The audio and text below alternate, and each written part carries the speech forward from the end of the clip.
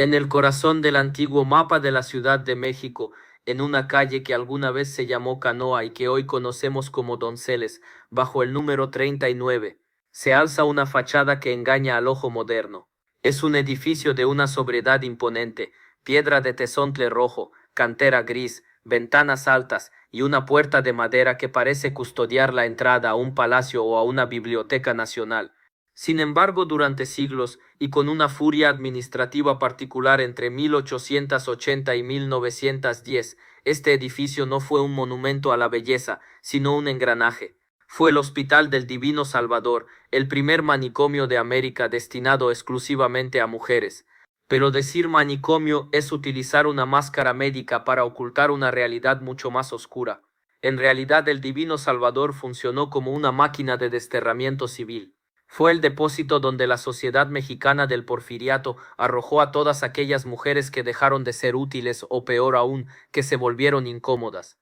Las demasiado ruidosas, las demasiado rebeldes, las demasiado pobres o las demasiado ricas como para que su presencia en libertad fuera tolerada por sus familias. Para entender la tragedia que ocurrió dentro de estos muros, no basta con leer los informes médicos, hay que entender el silencio que producía el edificio. Si te atraen las historias que los archivos oficiales prefieren que nunca encuentres, estás en el lugar correcto. Vamos a descender a los pasillos de una institución que prometía caridad cristiana, pero que entregó olvido absoluto, para comprender por qué México decidió convertir una joya del barroco en una prisión de mentes. Primero hay que entender el país que tomó esa decisión. A finales del siglo XIX, México estaba obsesionado con la apariencia. Bajo el régimen de Porfirio Díaz, la nación tenía una meta única, el progreso. Pero el progreso no era solo construir ferrocarriles o instalar alumbrado eléctrico. El progreso era, ante todo, orden. Un orden visual, estético y social. México quería parecerse a París. Quería ser una nación moderna, limpia, científica y sobre todo predecible. Sin embargo, debajo de esa capa de barniz modernista, la Ciudad de México era un caos en expansión. La migración del campo a la ciudad estaba rompiendo las estructuras familiares tradicionales. Las mujeres, que durante siglos habían estado contenidas por el entorno rural y la vigilancia parroquial, se encontraban ahora en una metrópoli que las desorientaba.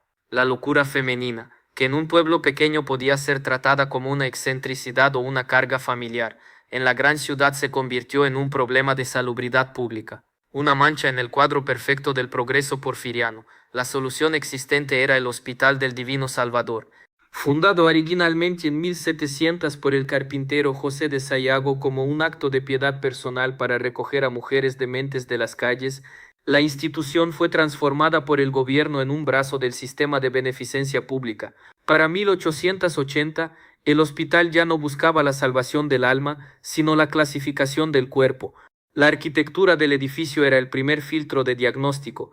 El Divino Salvador ocupaba una superficie de más de 4,000 metros cuadrados, organizada en un laberinto de 3 patios internos. Pero estos patios no eran espacios de recreo, eran fronteras de clase. El primer patio, el más cercano a la calle, estaba destinado a las mujeres de distinción. Eran señoras de la alta sociedad, esposas de funcionarios o hijas de terratenientes cuya locura debía ser tratada con cierta discreción y decoro. Sus celdas eran más amplias, tenían acceso a mejores alimentos y en los registros aparecían con sus nombres y apellidos completos. El segundo patio era para la clase media, mujeres que habían caído en la desgracia económica o cuyas familias aún podían pagar una pequeña cuota para su manutención. Pero el tercer patio, el más profundo, oscuro y húmedo, era el verdadero corazón de la máquina. Allí eran enviadas las indigentes, las vagas, las mujeres indígenas que no hablaban español y las prostitutas consideradas incurables. En este tercer patio la arquitectura se volvía brutal, el hacinamiento era la norma. Si en el primer patio el aire circulaba, en el tercero el olor a humedad, excrementos y desesperación se quedaba atrapado bajo las arcadas. Existen, por tanto, 2 hospitales del Divino Salvador. El primero es el que aparece en los informes de la Beneficencia Pública, una institución ejemplar donde médicos alienistas aplicaban las últimas teorías de la psiquiatría francesa.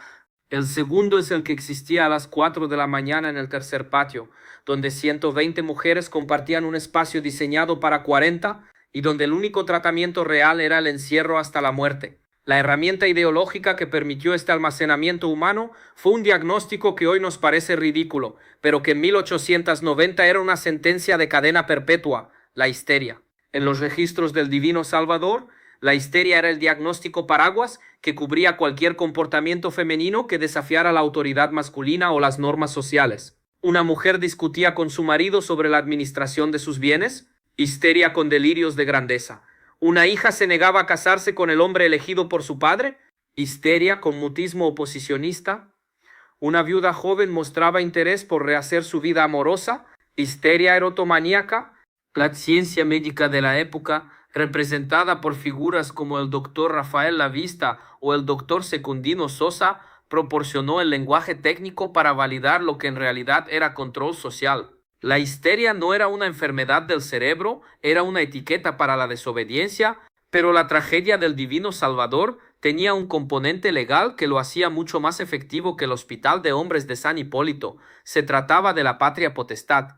Bajo las leyes porfirianas, la mujer nunca alcanzaba una autonomía legal plena. Pasaba de la tutela del padre a la del esposo y de éste a la de los hermanos o hijos varones.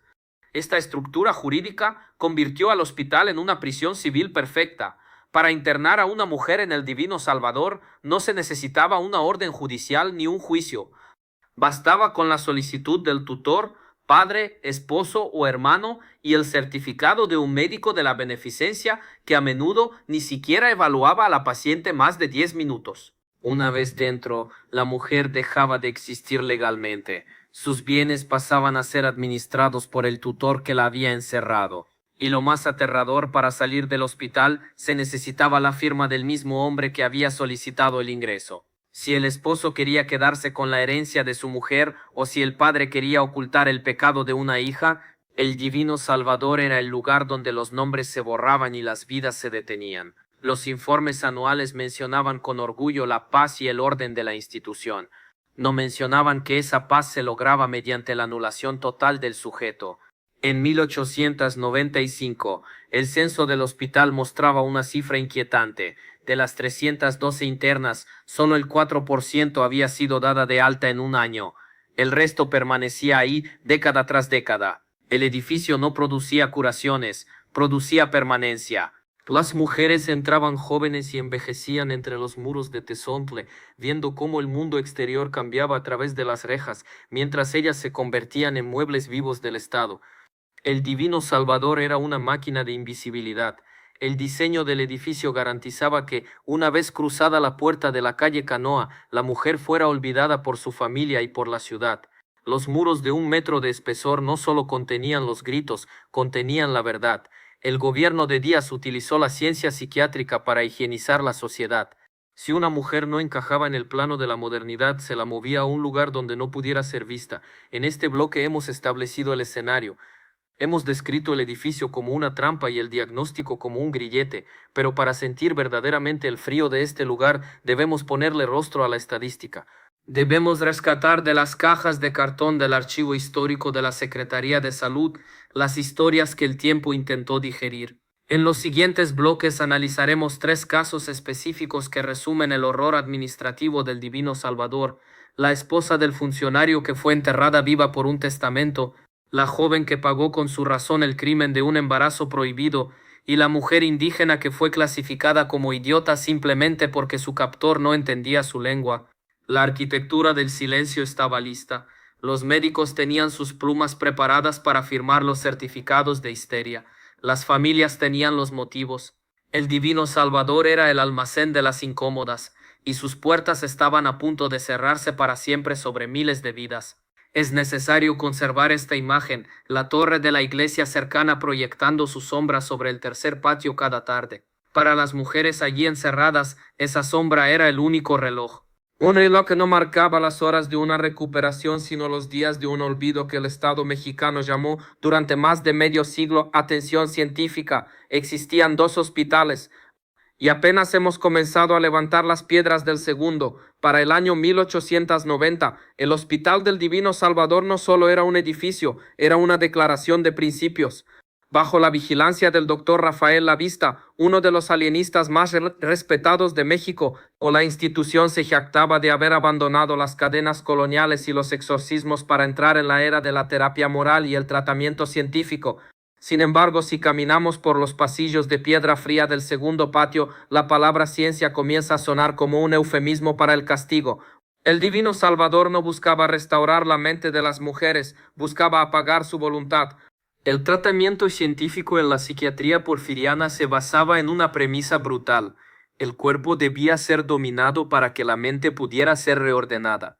En los manuales de la época que los médicos del hospital consultaban con fervor, se hablaba de la higiene del espíritu, pero en la práctica diaria, esta higiene se traducía en una serie de procedimientos que hoy calificaríamos como tortura sistemática. El método principal de control era la hidroterapia. En el ala norte del edificio, oculta de la vista de las familias distinguidas que visitaban el primer patio, se encontraba la sala de inmersión. Consistía en tinas de mármol o metal llenas de agua cuya temperatura oscilaba entre los 4 y los 10 grados centígrados. La justificación médica era que el frío extremo contraía los vasos sanguíneos del cerebro, enfriando el furor uterino o la agitación histérica. Las internas eran sumergidas por la fuerza y mantenidas bajo el agua helada durante periodos que iban desde los 20 minutos hasta las 2 horas. El registro de enfermería de 1892, oculto en los legajos del Archivo General de la Nación, documenta casos donde la paciente, tras la inmersión prolongada, presentaba cuadros de hipotermia severa o neumonía. El informe oficial no mencionaba el dolor, mencionaba que la paciente ha entrado en un estado de quietud y docilidad tras el baño. Lo que la ciencia llamaba éxito, la realidad llamaba terror. Junto a la hidroterapia, el divino Salvador implementó el tratamiento moral de Philippe Pinel, pero adaptado a la economía de un país en desarrollo. La teoría decía que el trabajo manual ordenado ayudaba a los alienados a recuperar el sentido de la realidad.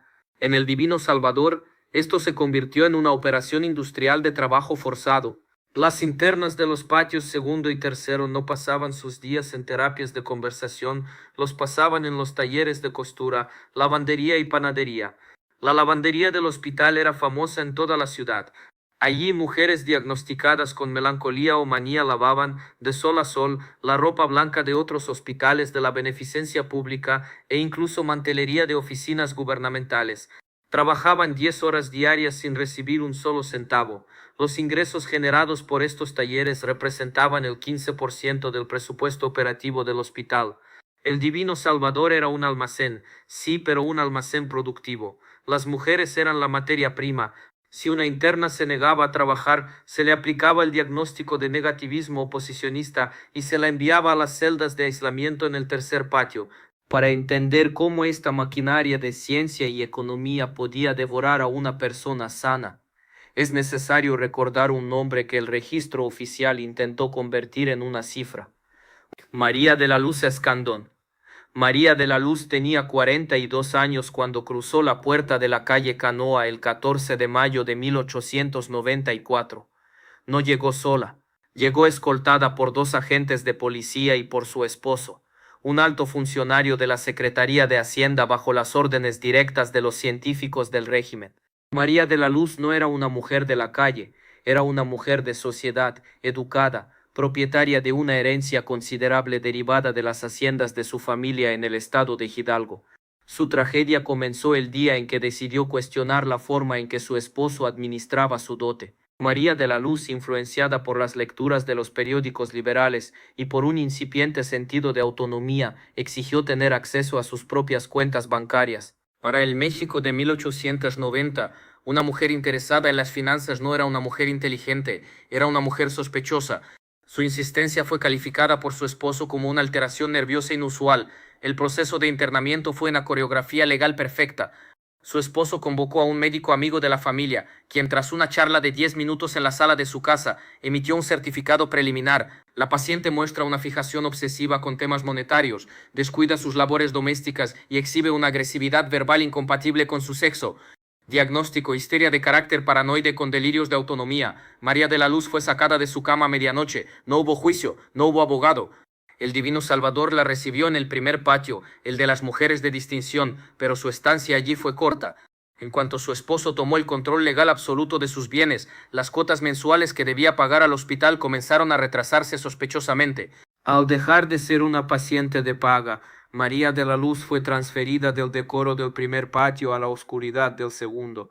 El expediente de María de la Luz, fragmentado pero revelador, muestra la progresión de su aniquilación. Junio de 1894, la interna persiste en exigir su liberación alegando que su encierro es un complot, muestra falta de juicio sobre su condición. Enero de 1895, se le aplica hidroterapia por agitación verbal. Tras 3 sesiones de inmersión, la paciente muestra mayor contención. Noviembre de 1896, asignada al taller de costura. Sus dedos muestran rigidez, pero su productividad es aceptable. Lo que el expediente no decía era que María de la Luz había pasado de ser una heredera a ser una costurera sin sueldo para el Estado. Sus cartas, que escribía desesperadamente a sus hermanos y sobrinos, nunca salieron del hospital. Quedaron archivadas en su expediente con la nota de lirios epistolares. En ellas María de la Luz describía el olor a lejía que quemaba sus manos en la lavandería y la humedad de las paredes de Tezontle que le recordaban, irónicamente, a los sótanos de sus propias haciendas. María de la Luz Escandón pasó 12 años dentro del Divino Salvador. Durante esos años su esposo enviudó legalmente ante la sociedad, vendió las tierras de Hidalgo y se volvió a casar con una mujer 20 años menor. Para el mundo exterior, María estaba muerta o en una clínica de reposo en Europa. Para el edificio, era la interna número 847. Murió en la madrugada del 3 de febrero de 1906. La causa de muerte en el libro de defunciones fue congestión pulmonar. Tenía 54 años, pero en las fotografías forenses del hospital parecía una anciana de 80. Fue enterrada en una fosa del Panteón de Dolores que hoy no tiene marcador. Su fortuna financió la carrera política de su esposo y el crecimiento del México moderno, mientras ella servía como combustible humano para la máquina de invisibilidad que era el hospital. El caso de María de la Luz no es una excepción, es el modelo de funcionamiento del Divino Salvador para las clases altas. El hospital ofrecía un servicio de limpieza social para las familias que no querían lidiar con escándalos de herencia o de infidelidad. La ciencia psiquiátrica proporcionaba el diagnóstico, el edificio proporcionaba el olvido. La arquitectura del hospital jugaba un papel psicológico fundamental en la destrucción de la interna. El diseño de los patios creaba una falsa sensación de espacio, pero los muros eran de tal espesor que el sonido de la ciudad, los gritos de los vendedores de periódicos, el paso de los carruajes por la calle Canoa llegaba como un murmullo lejano e ininteligible. Las internas perdían el sentido del tiempo. Las ventanas de las celdas estaban situadas a más de 2 metros de altura. Podían ver la luz, pero no podían ver la vida. Este aislamiento sensorial producía lo que los médicos llamaban el estado de asilo. Las mujeres dejaban de preguntar por sus familias, dejaban de cuidar su apariencia, dejaban de hablar. Los alienistas veían esto como una progresión de la enfermedad mental. En realidad era la respuesta predecible del cerebro humano a la privación absoluta de estímulos y de esperanza. El edificio estaba ganando, y mientras las mujeres se marchitaban dentro afuera, el régimen de Porfirio Díaz se preparaba para las fiestas del centenario de la independencia. México debía brillar, se pavimentaban calles, se construía el Palacio de Bellas Artes, se inauguraba el Hospital General. El progreso corría por las venas de la ciudad, pero a pocas cuadras de los desfiles militares, detrás de la fachada de Tezontle del número 39 de la calle Donceles, María de la Luz y cientos de mujeres como ella seguían lavando ropa ajena y sumergiéndose en aguas heladas bajo la mirada de una ciencia que ya había decidido que ellas no formaban parte de la nación. Existían 2 hospitales del Divino Salvador. El primero era el de los discursos médicos sobre la redención de la mujer a través del trabajo y la higiene. El segundo era el de las tinas de agua fría donde se ahogaba el último vestigio de rebeldía, y el de los talleres de costura donde las manos de las ricas y las pobres se unían en el mismo ritmo de explotación. En este bloque hemos visto cómo la riqueza no era protección contra la máquina. En el siguiente bloque bajaremos aún más en la estructura social del hospital. Analizaremos el caso de la joven de clase media, el pecado del embarazo y cómo el Divino Salvador se utilizó para corregir la moralidad sexual de una generación, convirtiendo la maternidad en un síntoma y el nacimiento en un secreto administrativo. Es necesario conservar esta imagen. María de la Luz en su último año sentada en el suelo del segundo patio intentando recordar el color de los campos de Hidalgo mientras el vapor de la lavandería nublaba su vista. Ella no estaba loca, estaba sola en un sistema que había aprendido a convertir la soledad en un diagnóstico médico rentable. La ciudad crecía hacia arriba, pero el divino Salvador seguía cavando hacia adentro. El almacén de las incómodas estaba lleno y la ciencia apenas estaba comenzando su trabajo. Si el primer patio del Hospital del Divino Salvador funcionaba como el purgatorio de la aristocracia y el segundo como la cantera del trabajo forzado, el hospital ocultaba una tercera función, una que no se mencionaba en las placas conmemorativas ni en los discursos de inauguración de Porfirio Díaz. El Divino Salvador era el gran borrador de la deshonra social. En el México de 1900, la modernidad era una fachada de cristal sostenida por columnas de una moralidad católica asfixiante. Debajo de los sombreros de copa, los vestidos de seda importados de París y la retórica científica del régimen, palpitaba un miedo ancestral a la autonomía femenina, especialmente a la autonomía del cuerpo. La psiquiatría de finales del siglo XIX encontró en la mujer descarriada su objeto de estudio más rentable.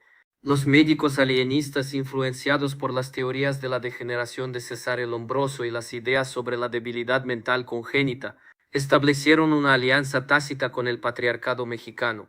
El diagnóstico médico se convirtió en la herramienta perfecta para resolver problemas que antes requerían el encierro en conventos. Pero a diferencia de los conventos, el manicomio ofrecía una justificación moderna.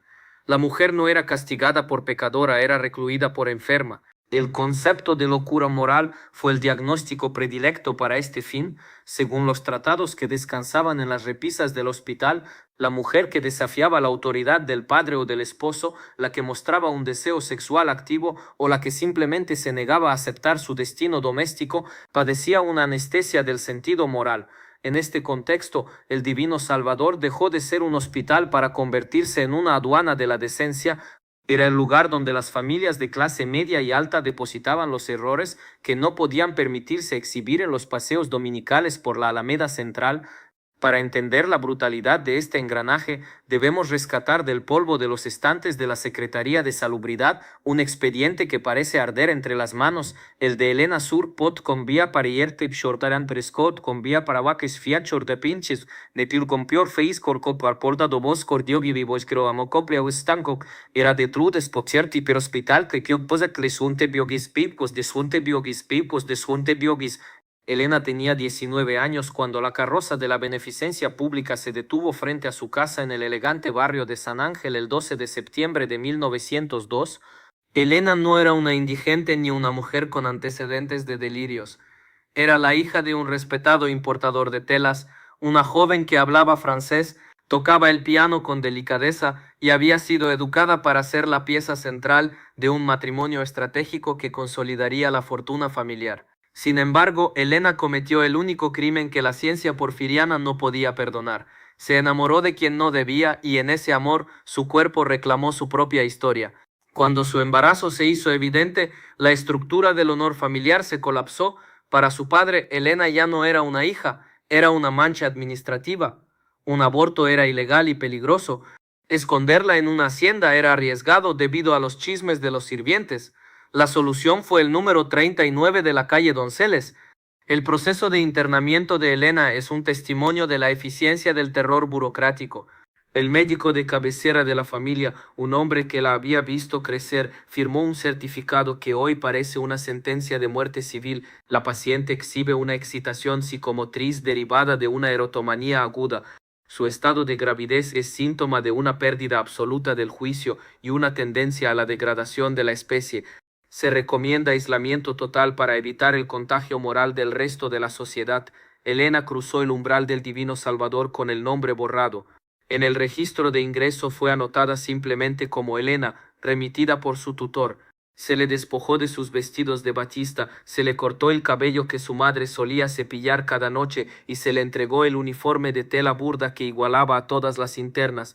Fue enviada directamente al tercer patio, el más profundo, el más húmedo, el lugar donde el sol solo entraba de refilón durante 20 minutos al día. La arquitectura del tercer patio del Divino Salvador era una extensión del castigo.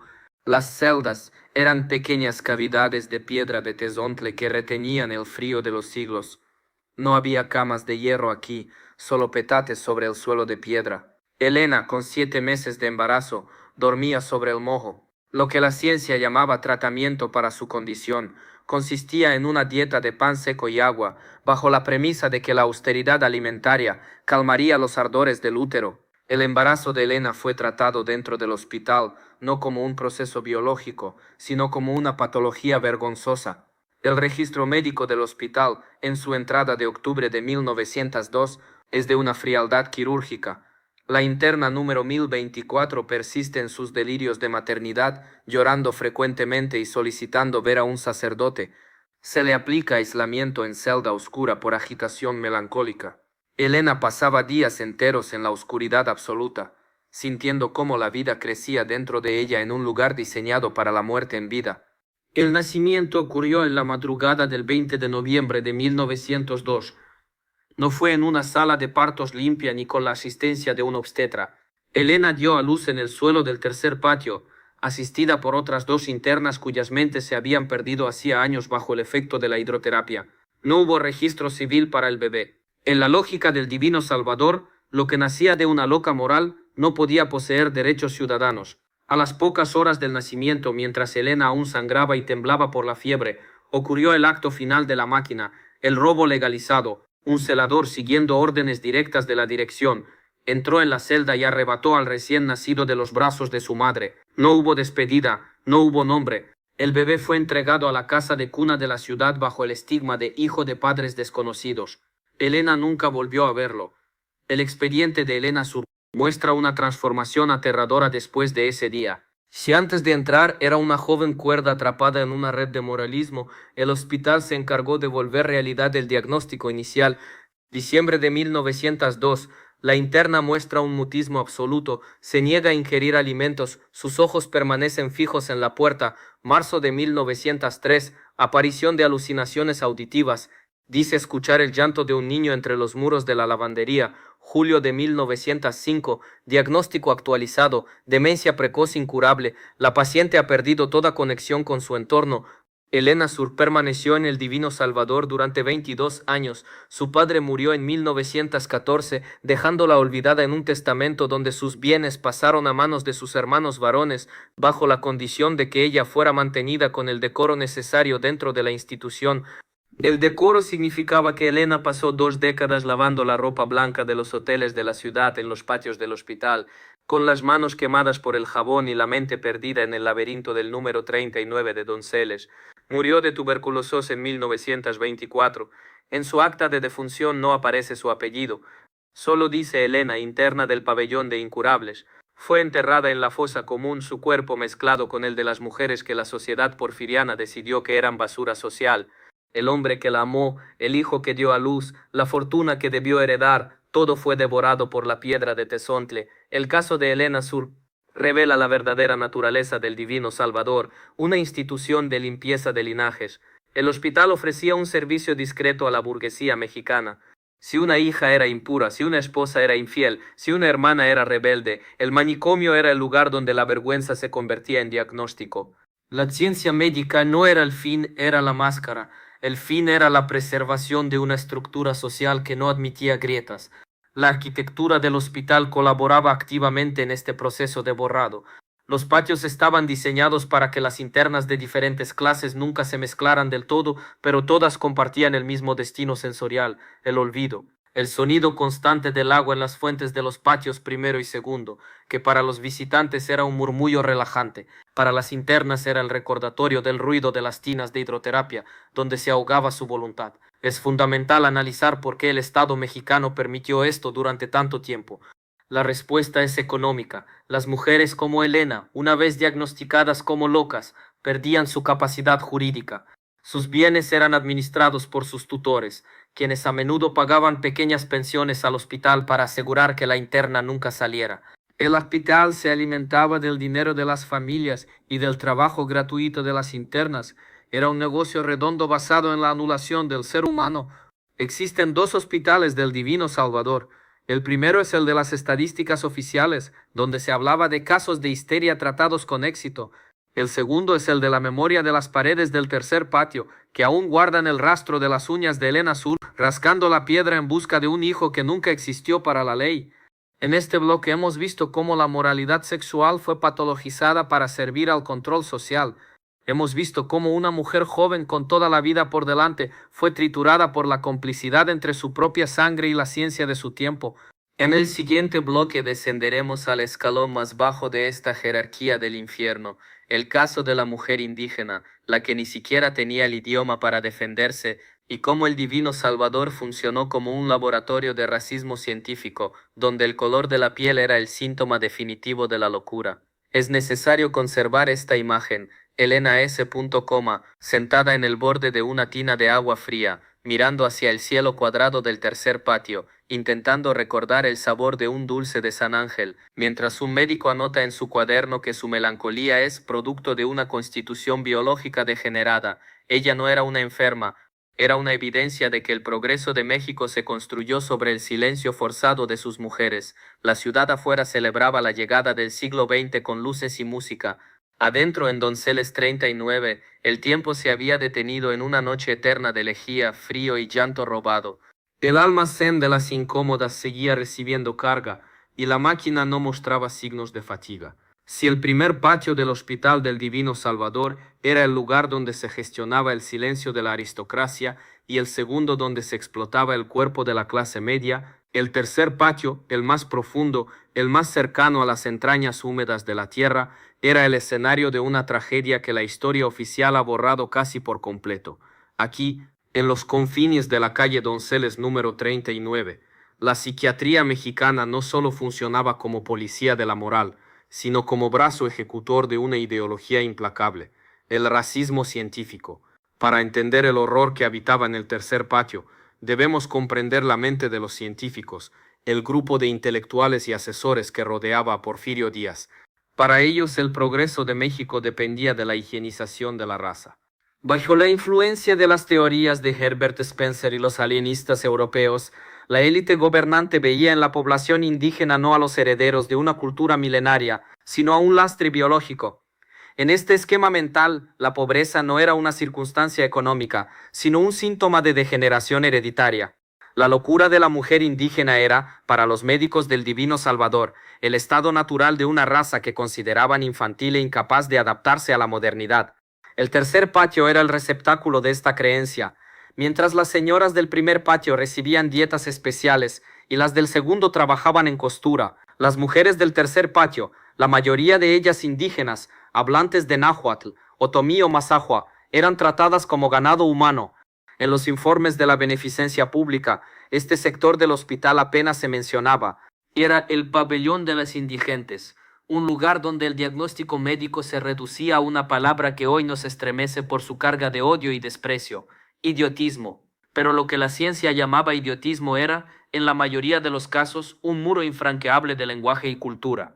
Para ilustrar esta maquinaria de aniquilación racial, debemos reconstruir una historia a partir de fragmentos, notas al margen y el silencio de los registros. La historia de Pascuala. Pascuala tenía aproximadamente 24 años cuando fue depositada en el umbral del Divino Salvador en agosto de 1898. No tenemos su apellido porque nadie se molestó en preguntárselo, o si ella lo dijo, nadie quiso entenderlo. Pascuala provenía de una comunidad mazahua del Estado de México. Había llegado a la capital buscando trabajo como doméstica, huyendo del hambre que azotaba los campos tras el despojo de tierras comunales para favorecer a las grandes haciendas. Fue arrestada en el mercado de la Merced por escándalo en la vía pública. Según el expediente policial, Pascuala gritaba desesperadamente en una lengua ininteligible mientras intentaba recuperar una canasta de fruta que un guardia le había arrebatado. Para la policía del Porfiriato, una mujer que no hablaba español y que defendía su propiedad con gritos no estaba ejerciendo un derecho, estaba exhibiendo un síntoma. Pascuala fue enviada directamente al Divino Salvador. El examen médico de ingreso, realizado por un practicante que apenas levantó la vista de su cuaderno, duró menos de 5 minutos. El registro dice textualmente: la interna se muestra incapaz de responder a las preguntas más elementales sobre su origen o identidad. No sabe quién es el presidente de la República, no conoce la fecha actual y emite sonidos guturales sin sentido. Diagnóstico: idiotismo congénito derivado de una constitución racial inferior. Pronóstico: incurable. Lo que el médico anotó como idiotismo era, en realidad, el terror de una mujer atrapada en un sistema que no comprendía. Pascuala no era idiota, era Masawa. Sus sonidos guturales eran las palabras de su lengua materna. Su incapacidad de responder a la cosmogonía porfiriana, quién era el presidente o qué año era, no era una deficiencia mental. Era la prueba de que el México de Porfirio Díaz no incluía a personas como ella más que como objetos de estudio o piezas de desecho. Pascuala fue enviada al tercer patio. La arquitectura aquí era radicalmente distinta. Si en el primer patio las columnas eran elegantes y el espacio abierto, en el tercero las arcadas eran bajas, construidas con piedra de tezontle que transpiraba una humedad perenne. Las celdas eran nichos oscuros, sin ventilación, donde el aire era tan espeso que se podía sentir en la garganta. Pascuala compartía un espacio diseñado para 2 personas con otras 6 mujeres. El tratamiento para las idiotas del tercer patio no incluía hidroterapia refinada ni paseos por el jardín. Consistía en el uso de la fuerza bruta y el aislamiento. El registro de castigos del hospital documenta que Pascuala fue disciplinada en repetidas ocasiones por negarse a obedecer órdenes. ¿Cómo podía obedecer órdenes que no entendía? La respuesta del hospital fue el régimen de contención. Pascuala pasaba semanas enteras con los tobillos encadenados a la argolla de hierro de su celda para evitar que se moviera de forma errática. La vida de Pascuala en el tercer patio se convirtió en una rutina de degradación sensorial. Mientras las internas de clase media lavaban sábanas de hoteles, las mujeres del tercer patio eran utilizadas para las labores más abyectas de la institución: limpiar las letrinas con las manos desnudas, fregar los pisos de la morgue del hospital y mover los pesados calderos de la cocina donde se preparaba el rastro de comida que recibían las internas más pobres. No había talleres para ellas porque, según la dirección, su limitada inteligencia no les permitía aprender un oficio. Pascuala, que en su pueblo era una experta tejedora y conocía los ciclos de la siembra, fue reducida a una sombra que movía desperdicios. Un detalle escalofriante de los archivos del Divino Salvador es la frecuencia de las muertes por agotamiento en el tercer patio. Entre 1890 y 1905, el índice de mortalidad en este sector era 3 veces superior al del primer patio. Pascuala fue una de esas cifras. En su expediente, la última entrada fechada en mayo de 1902 dice: la interna número 1432 ha dejado de mostrar resistencia, presenta una debilidad extrema y rechazo al alimento, muestra una fijeza ocular propia de los estados terminales de la degeneración. Pascuala murió de inanición y melancolía 3 meses después, a los 28 años de edad. Había pasado 4 años dentro del hospital sin haber hablado con un solo ser humano que entendiera sus palabras. Su cuerpo fue llevado a la mesa de disección del hospital antes de ser arrojado a la fosa común del Panteón de Dolores. Los alienistas porfirianos a menudo utilizaban los cadáveres de las mujeres del tercer patio para realizar mediciones craneales post-mortem, buscando confirmar sus teorías sobre la inferioridad racial en los cerebros de las muertas. El círculo del racismo científico se cerraba. Pascuala fue declarada idiota porque no hablaba español, fue tratada como un animal por ser idiota, y su cuerpo fue descuartizado para probar que siempre fue diferente.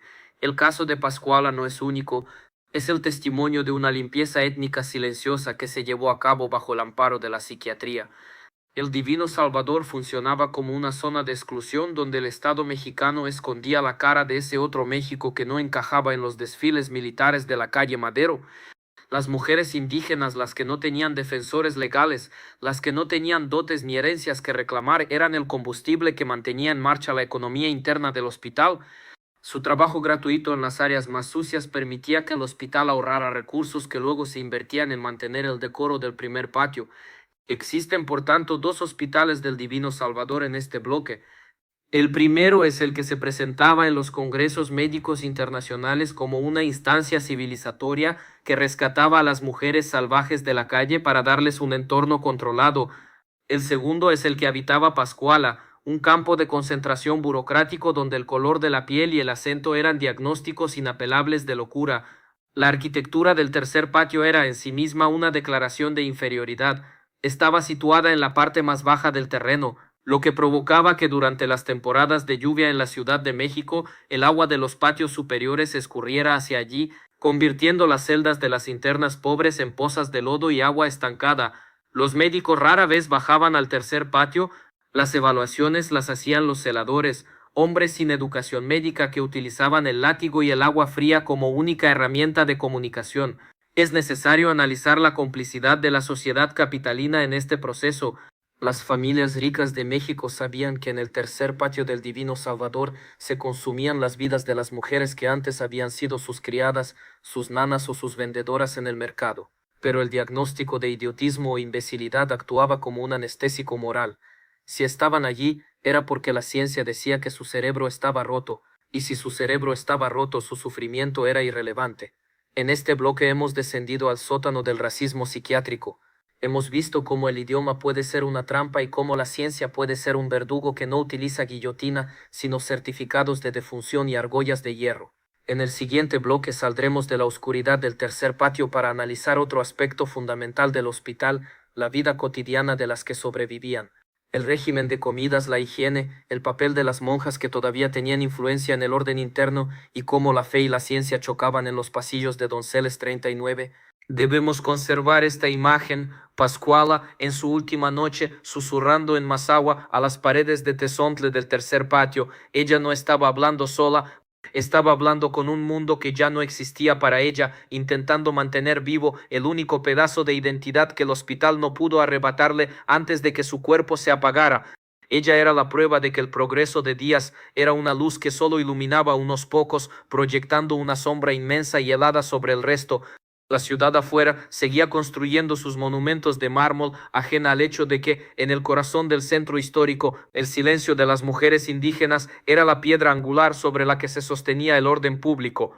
El almacén de las incómodas tenía un sótano, y ese sótano estaba lleno de lenguas que el Estado decidió no escuchar. Después de haber recorrido las historias individuales que la piedra de Tezontle intentó digerir, es necesario detenernos y observar la maquinaria en su funcionamiento colectivo. El Hospital del Divino Salvador no solo destruía trayectorias vitales, producía un tipo específico de existencia, la existencia institucional. Para las mujeres que sobrevivían a los primeros meses de encierro, la vida se reducía a un ritmo biológico dictado por el sonido de las campanas y el tintineo de las llaves de los celadores. En este bloque analizaremos cómo se vivía y cómo se resistía dentro del número 39 de la calle Donceles, en un espacio donde la ciencia moderna y la herencia religiosa libraban una guerra silenciosa por el control del cuerpo femenino. A principios del siglo XX, el Divino Salvador vivía una transición esquizofrénica. Por un lado, el discurso del porfiriato exigía una administración laica, científica y eficiente. Los médicos, con sus batas blancas y sus cuadernos de notas, querían ver en el hospital un laboratorio de observación clínica. Por otro lado, la realidad operativa seguía dependiendo de las hermanas de la caridad, quienes habían administrado el lugar durante décadas. Esta fricción entre el alienista y la monja definía la atmósfera del hospital. Mientras el médico buscaba una patología en el cerebro, la monja buscaba un pecado en el alma. Para la interna, el resultado era el mismo, una vigilancia total que no dejaba rincón para la intimidad. El día en el Divino Salvador comenzaba a las 5 de la mañana, cuando la luz gris del amanecer apenas lograba penetrar las altas ventanas de los dormitorios. El primer sonido era el de la campana de la capilla, un sonido que para muchas internas era el recordatorio de una salvación que nunca llegaba. La higiene era el primer campo de batalla. En los informes oficiales de la Beneficencia Pública de 1904 se hablaba de hábitos higiénicos rigurosos. La realidad era más cruda. Las internas eran conducidas en grupos de 20 a las áreas de lavado. El agua, siempre fría, independientemente de si era el enero más crudo o el agosto más húmedo, era utilizada como un mecanismo de despertar sensorial. No se trataba de limpieza, sino de disciplina. La vestimenta completaba el borrado de la identidad. Al ingresar, las mujeres perdían sus ropas de seda, sus rebozos de lana o sus delantales de trabajo. Todas recibían el mismo uniforme, un vestido de tela basta, de un color pardo que el tiempo y la lejía habían vuelto indefinido. Este uniforme no tenía bolsillos. La ausencia de bolsillos en la vestimenta de las internas era una decisión de diseño deliberada. Una mujer sin bolsillos es una mujer que no puede ocultar nada, que no puede poseer nada, que no puede transportar nada de un patio a otro. La arquitectura y el vestuario se unían para garantizar que la interna fuera un ser transparente ante el ojo del poder. La alimentación en el Divino Salvador es uno de los capítulos más oscuros de sus registros contables. Si analizamos los libros de proveeduría de 1890 a 1900, encontramos una discrepancia aterradora entre lo que el Estado pagaba y lo que llegaba a las mesas del tercer patio. Mientras en el primer patio las mujeres de distinción podían recibir chocolate y pan dulce, en los patios segundo y tercero la dieta se basaba en el puchero, un caldo ralo, donde los trozos de carne eran una excepción y los huesos la norma. Las tortillas, alimento básico, llegaban a menudo endurecidas o con rastros de mojo. El hambre no era solo una carencia nutricional, era una herramienta política dentro del hospital. Las moñas y los celadores utilizaban las raciones extras de pan o de azúcar como recompensas para las internas dóciles, las que denunciaban los planes de fuga de otras o las que trabajaban más horas en la lavandería. El estómago de las internas se convirtió en el termómetro de su obediencia. En las notas del doctor Secundino Sosa se menciona con frialdad: la restricción dietética ha demostrado ser más eficaz que el aislamiento para reducir los episodios de manía en las pacientes de clase baja. Lo que el médico llamaba eficacia terapéutica, la ética humana llama inanición forzada. Pero el centro neurálgico del hospital, el lugar donde la arquitectura del silencio alcanzaba su máxima expresión, era la capilla. Ubicada estratégicamente para ser visible desde los pasillos principales, la capilla no era solo un lugar de oración, era el corazón del panóptico moral. Todos los domingos, la asistencia era obligatoria para todas aquellas que no estuvieran en aislamiento total. El sermón del capellán solía centrarse en la abnegación, la culpa y la aceptación del sufrimiento como camino a la purificación. Para las internas, la capilla representaba una contradicción dolorosa. Era el único lugar donde podían escuchar música, el órgano del hospital era uno de los mejores de la zona, y donde los techos altos les daban una sensación de libertad espacial que sus celdas les negaban. Pero al mismo tiempo era el lugar donde se les recordaba que su encierro era una consecuencia de su naturaleza caída.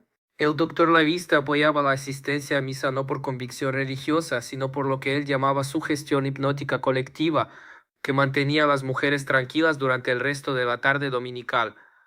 A pesar de esta presión constante, de la hidroterapia helada y de la dieta de olvido, las mujeres del Divino Salvador desarrollaron formas de resistencia que ningún registro médico pudo capturar por completo. La resistencia no se manifestaba en grandes motines que eran rápidamente sofocados con mangueras de agua a presión, sino en pequeños gestos, en lo que podríamos llamar la micropolítica del asilo. En los archivos aparecen menciones ocasionales a objetos prohibidos encontrados bajo los petates de las internas del tercer patio, pedazos de hilo de diferentes colores robados del taller de costura, piedras alisadas por el roce constante de las manos, fragmentos de vidrio que servían como espejos improvisados. Estos objetos eran tesoros sagrados. Con los hilos, las mujeres tejían pequeñas redes de comunicación, enviando mensajes anudados que pasaban de mano en mano a través de las rejas de los patios. Una interna de la clase media podía enviar un pedazo de pan a una mujer indígena del tercer patio. Una mujer que sabía leer podía susurrar noticias de un periódico viejo a las que habitaban en la oscuridad total. La música y el canto también eran herramientas de resistencia. Durante las horas de trabajo en la lavandería, cuando el vapor nublaba la vista de los guardias, las internas cantaban canciones de cuna, himnos religiosos modificados con letras de queja o antiguas melodías de sus pueblos. El canto colectivo creaba una frontera sonora que los médicos no podían penetrar con sus diagnósticos.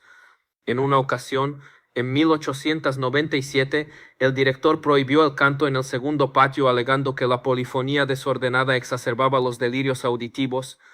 La respuesta de las internas fue el silencio absoluto, un huelga de palabras que duró 3 días y que puso nerviosos a los carceleros más veteranos. El silencio de las mujeres puede ser más aterrador que sus gritos. Existe una paradoja fundamental en el Hospital del Divino Salvador que define la hipocresía del régimen porfiriano. El hospital se encontraba a solo unos pasos de la Cámara de Diputados y de los grandes teatros de la ciudad. Mientras los legisladores discutían sobre los derechos del hombre y la soberanía nacional a menos de 100 metros de sus escaños, cientos de mujeres vivían en un estado de excepción permanente, privadas de todo derecho, convertidas en sujetos experimentales o en mano de obra esclava. La ciudad de la luz se sostenía sobre este sótano de sombras. La arquitectura del edificio en este periodo comenzó a deteriorarse. El tezontle, esa piedra volcánica porosa que da su color característico al centro histórico, comenzó a absorber no solo la humedad del subsuelo, sino el olor de la institución. Los visitantes de la época mencionaban que el aire dentro de Donceles 39 tenía un peso diferente. Era un aire cargado de amoníaco, de incienso y de un miedo rancio que no desaparecía ni con la ventilación más agresiva. Los patios, diseñados para la circulación del aire, se habían convertido en trampas de frío. Es necesario hacernos una pregunta que la psiquiatría oficial de la época evitó cuidadosamente. ¿Qué porcentaje de la locura observada en el Divino Salvador era producto de la institución misma? Hoy sabemos que el encierro prolongado, la desnutrición y la falta de estímulos producen síntomas idénticos a los de la psicosis. El hospital no trataba la locura, la fabricaba. Una mujer que entraba por una crisis nerviosa transitoria, tras 2 años de duchas heladas, puchero rancio y sermones sobre su culpabilidad, terminaba por convertirse en la demente incurable que el sistema necesitaba para justificar su presupuesto. Existen, por tanto, dos hospitales en este bloque. El primero es el que visitaban los inspectores internacionales, donde se les mostraba la farmacia bien surtida y la capilla limpia. El segundo es el que habitaba en las manos callosas de las internas, en el sabor a tierra de las tortillas y en los mensajes anudados con hilos robados. El primero era una vitrina del progreso, el segundo era el costo real de ese progreso. En este bloque hemos analizado la mecánica de la supervivencia y la opresión cotidiana. Hemos visto cómo la ciencia y la religión se repartían los pedazos de la voluntad femenina. En el siguiente bloque nos adentraremos en el declive final de la institución. Analizaremos qué sucedió cuando la Revolución Mexicana estalló y el presupuesto se evaporó, dejando a las internas en una situación de abandono absoluto, y cómo el Divino Salvador se preparó para su cierre definitivo en 1910, solo para que sus fantasmas se mudaran a un lugar aún más grande y ambicioso, la Castañeda. Es necesario conservar esta imagen, una interna del segundo patio, de pie frente a la puerta de la capilla, ocultando un pequeño trozo de hilo rojo entre sus dedos. Ella no está rezando por su alma, está manteniendo vivo su vínculo con la realidad a través de ese color. Ella es la prueba de que, incluso en la máquina más perfecta de invisibilidad, el ser humano busca grietas por donde dejar salir su luz. La ciudad afuera vibraba con la electricidad y la ambición de un nuevo siglo. Adentro, en Donceles 39, el reloj seguía siendo la sombra de la cruz proyectada sobre el suelo de piedra, y el único progreso real era el lento avance del moho sobre las paredes de las celdas. El almacén de las incómodas estaba a punto de desbordarse, y la historia estaba lista para cobrar su factura. Septiembre de 1910 fue el mes del espejismo. Mientras Porfirio Díaz inauguraba las fastuosas fiestas del centenario de la independencia y la Ciudad de México se cubría de guirnaldas, luces eléctricas y mármol extranjero, el Hospital del Divino Salvador vivía sus últimos días como la joya de la psiquiatría porfiriana. El 1 de septiembre de ese año, Díaz inauguró el Manicomio General de la Castañeda en Mixcoac, un complejo masivo que prometía ser la solución definitiva al problema de la locura. En los discursos oficiales se anunció que las internas de Donceles 39 serían trasladadas a este nuevo paraíso científico, pero el destino o la inercia de la violencia nacional tenía otros planes. 3 meses después, la revolución estalló y el Divino Salvador, en lugar de ser clausurado, se convirtió en un barco a la deriva en medio de una tormenta de sangre y pólvora. En este bloque analizaremos el periodo más oscuro de la institución, 1910 a 1920, una década donde la máquina de invisibilidad dejó de ser alimentada por el Estado y comenzó a devorarse a sí misma. Si la ciencia porfiriana había sido cruel por su exceso de control, la revolución lo fue por su abandono absoluto. Las mujeres encerradas en la calle Donceles pasaron de ser objetos de estudio a ser estorbos presupuestarios en un país que solo tenía ojos para los frentes de batalla. Para entender el colapso, hay que mirar las cifras del presupuesto de la beneficencia pública. Entre 1911 y 1914, el flujo de dinero hacia el hospital se redujo en un 60%. Los médicos salinistas, muchos de ellos vinculados al antiguo régimen, comenzaron a abandonar sus puestos, temiendo represalias políticas o simplemente buscando refugio en la práctica privada. El personal administrativo se desintegró. Las hermanas de la caridad, que habían sido el soporte operativo durante siglos, se quedaron prácticamente solas al frente de una población de más de 350 mujeres, cuya salud física y mental dependía de suministros que ya no llegaban de las haciendas confiscadas por los ejércitos revolucionarios. La arquitectura del edificio comenzó a reflejar la sepsis social del país. El tesonte rojo de Donceles 39, que antes simbolizaba solidez, empezó a descascararse. Las filtraciones de agua del subsuelo, un problema crónico en el centro de la ciudad, ya no eran combatidas por las cuadrillas de mantenimiento. El tercer patio se inundaba con aguas negras cada vez que llovía, y las celdas de piedra se convirtieron en criaderos de tifus y disentería. El aire dentro del hospital, que antes olía a lejía y miedo, ahora olía a putrefacción y hambre. El año 1915, conocido en la historia de México como el Año del Hambre, marcó el punto de no retorno para el Divino Salvador. Durante los meses en que la Ciudad de México fue sitiada y los ejércitos de Zapata y Villa entraban y salían de la capital, el abastecimiento de comida colapsó totalmente. Mientras afuera la gente se peleaba por un trozo de carne de caballo o un puñado de maíz podrido, adentro en el almacén de las incómodas, la situación era esquelética. Los registros de defunción de 1915 son una letanía de la desesperación. Si antes la mortalidad anual oscilaba entre 40 y 50 internas, solo en ese año murieron 142 mujeres dentro del Divino Salvador. La causa de muerte anotada con una caligrafía temblorosa en los libros de gobierno era casi siempre la misma: inanición o debilidad general profunda.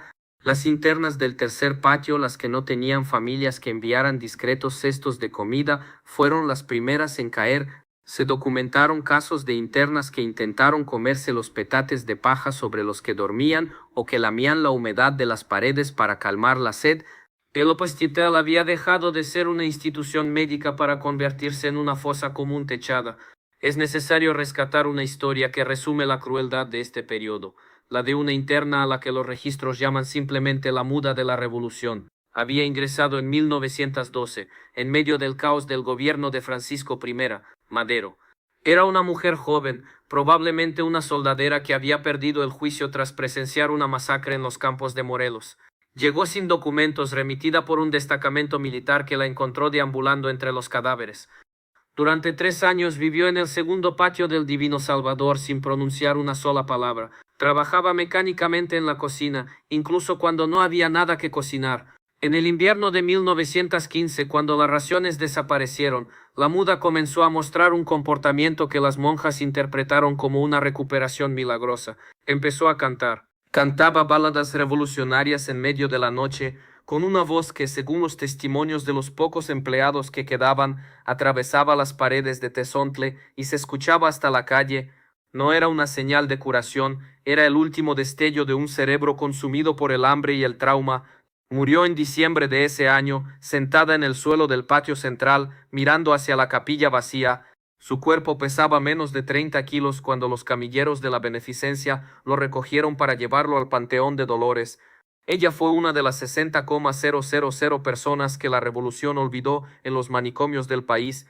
La paradoja del Divino Salvador durante la revolución es que, mientras el país luchaba por la justicia social y la tierra, el hospital se volvía más represivo por omisión. Los tratamientos científicos desaparecieron, pero fueron sustituidos por una forma de violencia más primaria: el abandono. Sin luz eléctrica en muchos de los pabellones debido a la falta de carbón en la ciudad, las noches en Donceles 39 eran de una oscuridad absoluta. Las internas permanecían encerradas en sus celdas durante 14 o 16 horas diarias porque el poco personal que quedaba tenía miedo de ser atacado en la penumbra. El silencio del asilo se rompió por el sonido de los cañonazos de la decena trágica y los gritos de las mujeres que, en su delirio, creían que el fin del mundo había llegado. Existen 2 hospitales del Divino Salvador en este bloque.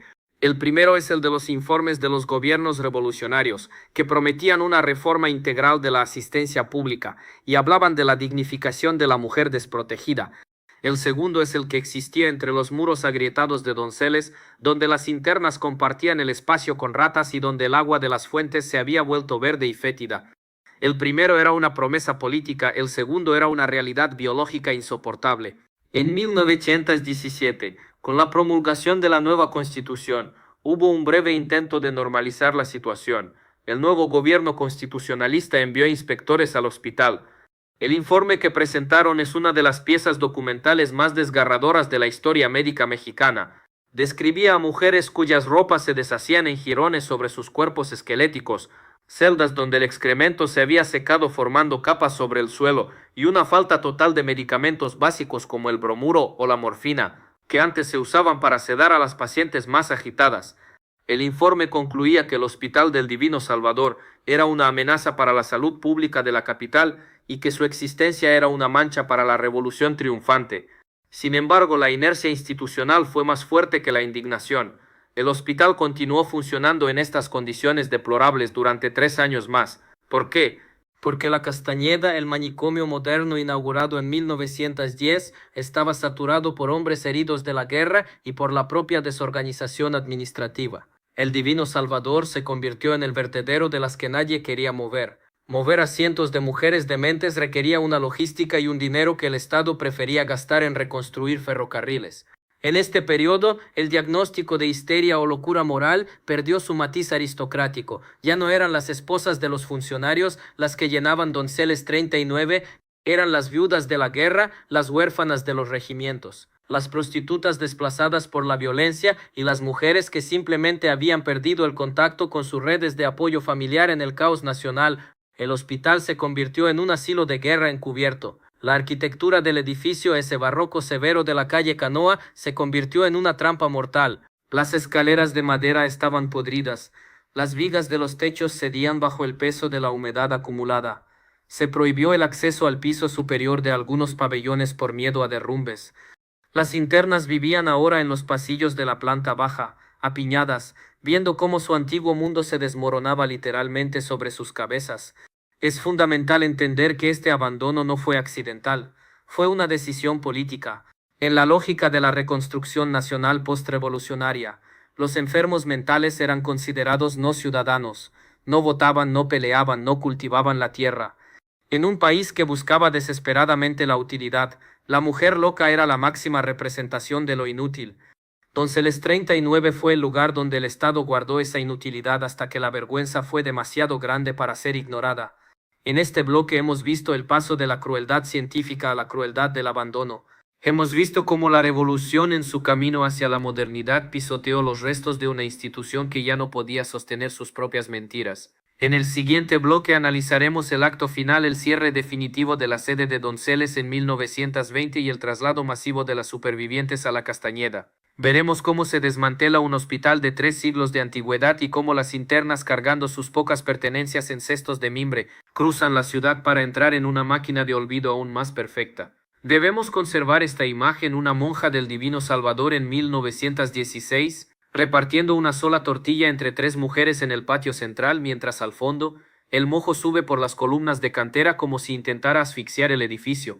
Es la imagen de un sistema que ha fallado en todos sus niveles, donde la caridad ya no alcanza y la ciencia ha huido. La ciudad afuera empezaba a soñar con el muralismo y el nacionalismo. Adentro, en Donceles 39. El único mural era la humedad de las paredes, y la única nación era el territorio de la locura y el hambre. El almacén de las incómodas estaba a punto de cerrar sus puertas en el centro, pero su inventario de almas rotas apenas estaba por ser reubicado. El año 1920 marcó para México el inicio de una paz fatigada. La fase más violenta de la revolución había terminado, y el nuevo gobierno de Álvaro Obregón buscaba desesperadamente reconstruir las instituciones bajo un manto de modernidad y eficiencia técnica. En este contexto, el edificio del número 39 de la calle Donceles se había convertido en algo más que una ruina. Era un cadáver arquitectónico que el Estado ya no podía ocultar. Las paredes de Tezontle, que durante siglos habían contenido el llanto de miles de mujeres, estaban saturadas de humedad y de una historia que la nueva administración consideraba medieval. La orden fue tajante. El Hospital del Divino Salvador debía morir para que la psiquiatría moderna pudiera nacer. En este bloque analizaremos el proceso de desmantelamiento de la institución y la logística del terror que significó el traslado de las supervivientes. Si Donceles 39 había sido un almacén de las incómodas, la mudanza hacia la Castañeda en Mixcoac fue el momento en que esas mujeres dejaron de ser consideradas seres humanos para convertirse definitivamente en carga administrativa. La decisión de cerrar la sede de Donceles no fue un acto de piedad médica, fue una operación de limpieza inmobiliaria y centralización burocrática. El centro de la Ciudad de México se estaba transformando, los edificios coloniales estaban siendo revalorizados y el Estado necesitaba espacio para sus nuevas oficinas ministeriales. Mantener un manicomio de mujeres en una de las calles más transitadas de la capital, justo detrás de la catedral, era una contradicción estética que el nuevo régimen no estaba dispuesto a tolerar. La locura debía ser desplazada hacia la periferia, lejos de los ojos de la nueva burguesía revolucionaria. El 1 de agosto de 1920 comenzó lo que los registros oficiales llamaron la Operación de Transferencia, pero detrás de ese nombre aséptico se escondía una tragedia de proporciones industriales. En Donceles 39 quedaban 384 mujeres. Algunas de ellas llevaban encerradas más de 40 años. Mujeres que habían ingresado durante los primeros años del Porfiriato y que no sabían que afuera había ocurrido una revolución, que Porfirio Díaz había muerto en el exilio o que la electricidad ahora iluminaba las avenidas que ellas recordaban como oscuros callejones de carruajes. La logística del traslado fue una coreografía de la humillación, no se utilizaron ambulancias ni vehículos médicos. El gobierno envió camiones de carga de la Secretaría de Guerra y Marina, los mismos que se utilizaban para transportar tropas o suministros militares. Las internas fueron sacadas de sus celdas al amanecer. Muchas de ellas, presas del pánico sensorial tras décadas de encierro, se resistieron violentamente. Los registros de los celadores mencionan el uso de correas de cuero y mordazas de tela para silenciar a las que gritaban mientras eran arrastradas por los patios. Es necesario imaginar la escena: cientos de mujeres, esqueléticas por el hambre de los años previos, vestidas con uniformes que eran poco más que harapos, siendo apiladas en la parte trasera de los camiones. Para muchas fue la primera vez en décadas que vieron la luz del sol sin el filtro de las rejas de Donceles. El ruido de los motores, el olor a gasolina y la inmensidad de la ciudad en movimiento fueron para sus cerebros dañados un impacto traumático que los médicos de la época no se molestaron en registrar. Durante el trayecto desde el centro de la ciudad hasta Mixcoac, los camiones cruzaron las mismas calles por donde estas mujeres alguna vez habían caminado como ciudadanas libres. Cruzaron la Alameda, pasaron cerca de sus antiguas casas, de las iglesias donde se casaron o de los mercados donde trabajaron, pero el sistema se encargó de que ese viaje no fuera un reencuentro, sino una expulsión definitiva. Al llegar a los límites de la ciudad, donde Mixcoac todavía conservaba campos de cultivo y un aire frío, las puertas de la Castañeda se abrieron. La Castañeda era el reverso arquitectónico de Donceles 39. Si el Hospital Colonial era un laberinto de patios íntimos y piedra porosa, el Manicomio General era una ciudad industrial del encierro. 25 pabellones de cantera gris distribuidos en 141,0000 metros cuadrados. Al entrar, las mujeres del Divino Salvador no encontraron el alivio que los discursos oficiales prometían. Encontraron una escala de aislamiento que las hacía sentir aún más insignificantes. El Palacio de la Locura, como lo llamaba la prensa, era en realidad una maquinaria diseñada para el almacenamiento masivo.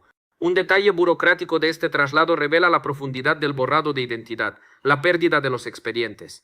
En el caos de la mudanza, más de 100 expedientes clínicos de Donceles 39 desaparecieron o se mezclaron de tal forma que se volvieron ilegibles. Al llegar a la Castañeda, muchas mujeres fueron registradas nuevamente bajo nombres genéricos o simplemente como remitida de Donceles. Si en el antiguo hospital conservaban algún rastro de su historia clínica, en el nuevo manicomio empezaron de cero como números en una estadística de centralización. La máquina de invisibilidad se había vuelto más eficiente. Ahora no solo ocultaba el cuerpo, sino que borraba el pasado médico. Es fundamental analizar la transformación del diagnóstico en este nuevo entorno. En la Castañeda, bajo la dirección de una nueva generación de psiquiatras formados en la rigidez alemana y francesa, las supervivientes de Donceles fueron reclasificadas. Las que antes eran histéricas o melancólicas, ahora pasaron a engrosar las filas del pabellón de incurables o el pabellón de infecciosas. La arquitectura de la Castañeda estaba diseñada para que los diferentes tipos de pacientes no se mezclaran nunca, pero para las mujeres que llegaron de la calle Canoa, el destino fue casi siempre el mismo: los pabellones traseros, los que no se mostraban en las fotografías de las revistas de arquitectura. Para entender el costo humano de esta transición, debemos rescatar el nombre de una interna que sobrevivió a ambos mundos: Felipa Norte. Felipa había ingresado al Divino Salvador en 1888, a los 22 años de edad. Había sido una costurera de prestigio que perdió la razón tras la muerte de sus 3 hijos por una epidemia de escarlatina. En Donceles 39, Felipa era una figura conocida. Las monjas le permitían tener una pequeña caja con hilos y agujas, y ella pasaba los días bordando flores invisibles en el aire. Había sobrevivido al porfiriato, a la decena trágica y al hambre de 1915. Era, en cierto sentido, la memoria viva del edificio. Cuando llegó el día del traslado en 1920, Felipa se negó a soltar su caja de madera. Un guardia de la Castañeda, alegando normas de higiene, se la arrebató y la tiró al fuego donde se quemaban las pertenencias contaminadas de las antiguas internas. Felipa llegó a la Castañeda despojada de su único vínculo con el pasado.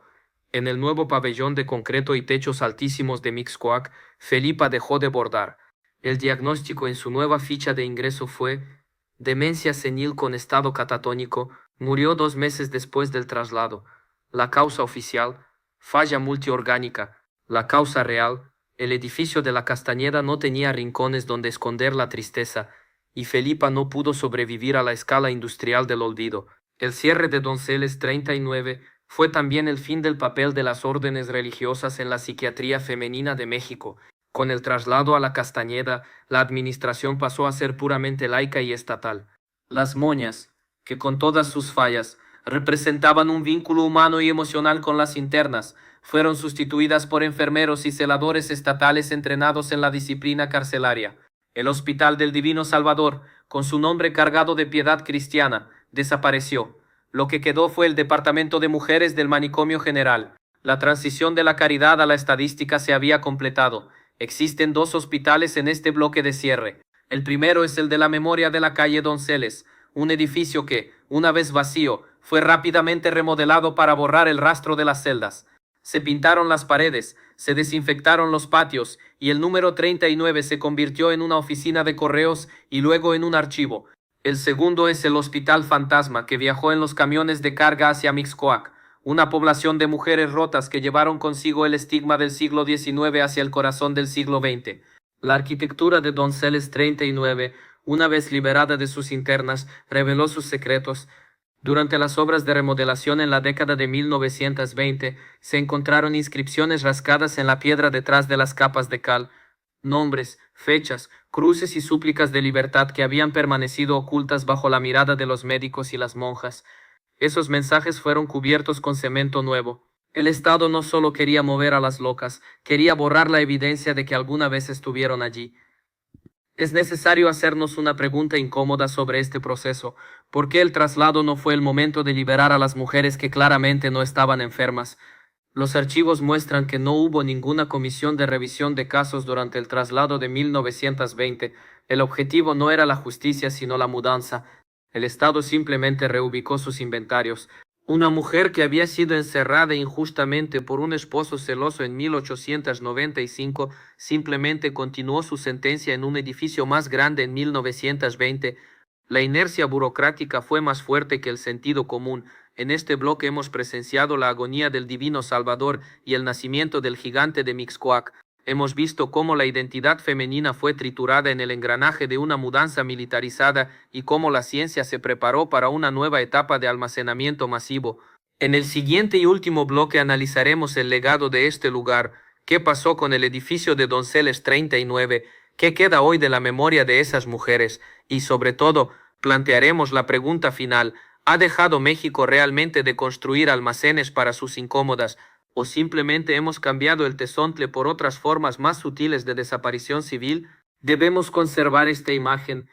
Los camiones de carga alejándose del centro histórico en agosto de 1920, con las manos de las internas asomando por las rendijas de madera, despidiéndose de una ciudad que ya las había olvidado mucho antes de que se fueran. Es la imagen de un país que prefiere construir palacios para sus mitos y sótanos para sus realidades. La fachada de Donceles 39 permaneció intacta, engañando a los paseantes con su belleza barroca, pero por dentro el alma del edificio había sido arrancada y depositada en los campos de Mixcoac, donde la máquina de olvido estaba lista para funcionar durante 48 años más. El almacén de las incómodas cambió de dirección, pero su lógica seguía siendo la misma: lo que no se ve no existe. Hoy, si caminamos por la calle de Donceles en el centro histórico de la Ciudad de México, el número 39 ya no evoca gritos ni el olor rancio de la lejía. El edificio ha sido restaurado con una pulcritud que casi logra ocultar su pasado. Sus muros de tezontle brillan bajo el sol del mediodía y sus puertas de madera, antes pesadas y prohibitivas, hoy se abren para recibir a investigadores, historiadores y curiosos. El antiguo Hospital del Divino Salvador es hoy la sede del Archivo Histórico de la Ciudad de México. Existe una ironía cruel y poética en este destino.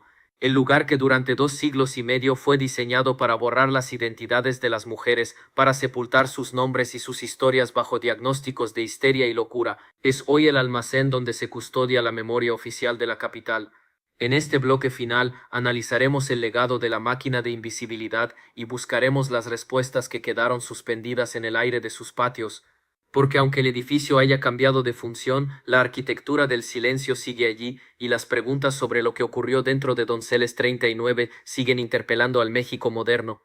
La transformación del edificio tras la gran mudanza de 1920 fue rápida y quirúrgica. El Estado revolucionario, en su afán por higienizar el centro de la ciudad, ordenó una remodelación profunda. Se rasparon las paredes para quitar las capas de cal acumuladas por siglos, se sellaron las filtraciones del subsuelo y se eliminaron los rastros físicos de las celdas y las tinas de hidroterapia. El objetivo era que nadie recordara que en ese espacio se había operado un sistema de almacenamiento humano. El edificio pasó a albergar diferentes oficinas públicas, convirtiéndose en un engranaje más de la burocracia estatal, hasta que finalmente fue destinado a albergar los millones de papeles que cuentan la historia de la ciudad. Pero los archivos que hoy descansan en las estanterías de Donceles 39 guardan un secreto incómodo.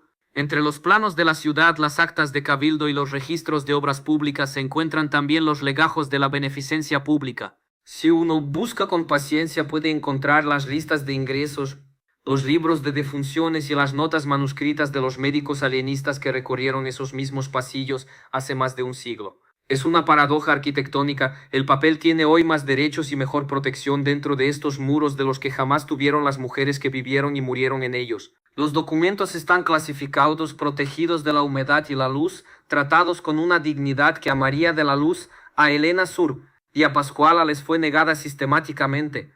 Es necesario hacernos la pregunta final: ¿qué nos dice el Hospital del Divino Salvador sobre el México actual? La historia de este manicomio no es solo una crónica de abusos médicos del pasado, es el mapa genético de una forma de control social que aún persiste. El Divino Salvador funcionó porque la sociedad mexicana de la época aceptó una premisa fundamental: que la incomodidad social de la mujer puede ser resuelta mediante su desaparición del espacio público. El diagnóstico de histeria o locura moral fue el lenguaje técnico de una época, pero la pulsión de fondo era la misma que vemos hoy en otras formas de violencia: la anulación de la voz femenina cuando ésta desafía el orden establecido. Las mujeres del Divino Salvador no estaban encerradas por una falla en su química cerebral, estaban encerradas por una falla en la estructura de una sociedad que no sabía qué hacer con la independencia, con el dolor, con la pobreza o con la diferencia. El hospital fue la respuesta arquitectónica a un miedo nacional, el miedo a la mujer que reclama su lugar en la historia. Existen, como hemos dicho a lo largo de este relato, dos hospitales del Divino Salvador. El primero es el de la arquitectura barroca, el de la Caridad de José de Sayago, el de las mujeres de distinción del primer patio y el de los discursos científicos de Rafael Lavista. Es el hospital que se puede visitar hoy, el que sale en las guías de turismo, el que es patrimonio de la humanidad. El segundo es el Hospital de las Sombras, el de las tinas de agua helada en el sótano, el de las violaciones silenciadas, el de los nacimientos robados en el tercer patio y el de las muertes por hambre en el año 1915. El primer hospital es una fachada, el segundo es la base sobre la que se construyó el México moderno. Al final de esta investigación, los nombres de María de la Luz, Elena y Pascuala dejan de ser simples casos clínicos para convertirse en símbolos. María de la Luz representa el castigo a la autonomía económica, Elena, el castigo a la libertad sexual y Pascuala, el castigo a la identidad racial y lingüística. Estas tres mujeres y las miles de internas que cruzaron la puerta de la calle Canoa fueron las víctimas de un sistema que utilizó la medicina como una forma de policía civil. El Estado mexicano no solo las encerró, las utilizó para definir los límites de lo normal y lo aceptable. La arquitectura del edificio hoy es un recordatorio de que el olvido nunca es total. Aunque se pinten las paredes y se cambien los letreros de las puertas, la energía de un lugar donde se concentró tanto sufrimiento durante tanto tiempo no se disipa fácilmente. Los investigadores que hoy trabajan en el archivo histórico de la ciudad mencionan a veces una sensación de pesadez en los patios traseros, un frío que no se explica por la orientación del edificio, un silencio que parece tener peso propio. No son fantasmas en el sentido sobrenatural, es la persistencia de una injusticia que nunca fue reparada, porque el Estado mexicano nunca pidió perdón. No hubo una disculpa pública para las mujeres del Divino Salvador cuando el hospital cerró en 1920, ni cuando la Castañeda fue demolida en 1968. No hubo un esfuerzo por identificar a las miles de mujeres que terminaron en la fosa común del Panteón de Dolores. No hubo una comisión de la verdad para analizar cuántas vidas fueron trituradas innecesariamente en nombre de la higiene social. El silencio administrativo que rodeó la operación del hospital se convirtió, tras su cierre, en un silencio histórico. Hoy Donceles 39 es un lugar de cultura. Se celebran exposiciones, se dan conferencias y se custodian los planos de los grandes monumentos de la nación. Pero si uno se aleja del bullicio de los investigadores y se para en el centro del tercer patio, donde alguna vez Pascuala susurró en Mazahua a las piedras, se puede sentir la verdadera lección de este lugar. La lección es que el progreso es una construcción frágil si se levanta sobre el entierro de los vulnerables. México quiso ser París en 1910, quiso ser una potencia científica en 1920 y quiere ser una democracia moderna. Pero mientras el almacén de las incómodas siga existiendo en nuestra memoria como un capítulo cerrado sin lectura, la máquina de invisibilidad seguirá funcionando en otras formas. ¿Cuántas mujeres hoy en México siguen siendo almacenadas en otras instituciones, en otros diagnósticos o en otros silencios? ¿Cuántas siguen perdiendo sus derechos bajo la mirada de una autoridad que prefiere clasificar que comprender? La historia del Hospital del Divino Salvador nos enseña que el muro más efectivo no es el de Tezontle, sino el de la indiferencia. Es necesario conservar una última imagen antes de salir del edificio. Es la imagen de la fachada principal en la calle Donceles. Es magnífica, imponente, eterna. Pero fíjense en las ventanas de la planta baja. Están protegidas por rejas de hierro forjado que terminan en puntas de lanza. Esas rejas no se pusieron para evitar que la gente entrara, se pusieron para garantizar que nadie saliera. Hoy, esas mismas rejas protegen los documentos del pasado. El círculo se ha cerrado. La memoria está ahora bajo llave en el mismo lugar donde se intentó asesinarla. El Hospital del Divino Salvador empezó como una promesa de piedad. Terminó como un depósito humano donde ver la salvación no siempre significaba poder alcanzarla. Los registros oficiales dicen que el hospital dejó de existir hace más de un siglo. Pero si escuchamos con atención el eco de los patios, si leemos entre líneas los diagnósticos de los archivos, sabemos que el almacén de las incómodas nunca se vació del todo. Sus internas siguen allí, esperando que alguien algún día lea sus nombres no como pacientes, no como números, sino como las mujeres que tuvieron el valor de ser inconvenientes en un país que solo quería orden. La ciudad afuera sigue vibrando, ajena a la carga que soporta el número 39 de Donceles. La historia oficial se escribe en mármol, pero la historia real se rascó con las uñas en la piedra porosa de un tercer patio que el sol nunca terminó de iluminar. ¿Sigue contando este edificio restaurado como cultura? ¿O siempre ha sido la misma máquina, solo que ahora ha aprendido a guardar papeles en lugar de cuerpos? El silencio de las mujeres del Divino Salvador es la piedra angular que sostiene el pavimento de la calle Donceles. Y mientras caminamos sobre ella, el edificio nos mira con sus ventanas altas, recordándonos que lo que el Estado decide olvidar, las paredes están obligadas a recordar para siempre. Existieron dos hospitales. Uno ha sido restaurado, y es motivo de orgullo nacional. El otro sigue esperando en las sombras de los estantes del archivo, en espera de que la justicia sea algo más que una palabra escrita en un papel que hoy finalmente tiene un lugar donde descansar a la sombra de la calle Canoa. Milésima.